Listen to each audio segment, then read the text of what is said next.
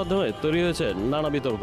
সাধারণ জনগণ কি ভাবছে চলুন জানা যাক। আমরা চাই একটা সংস্কার হোক, সংস্কার হওয়ার পর একটা জাতীয় নির্বাচন হোক, কিন্তু এই সরকার যদি বিগত লং টাইম কাজ করে তাহলে দেশের জন্য তো আর এতটা কল্যাণ বয়ে আনতে পারবে না।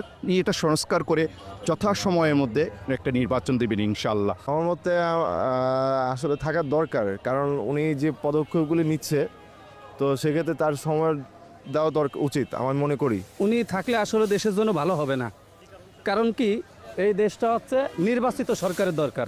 সে আওয়ামী লীগ হোক, জাতীয় পার্টি হোক, বিএনপি হোক, একজন আসলে দেশ ভালো চলবে। এখন প্রশাসনিক তো কোনোই নাই। সাধারণ নাগরিক হিসেবে আমার এটাই চাওয়া, ডক্টর মোহাম্মদ ইউনূস আরও 10 বছর থাকুক।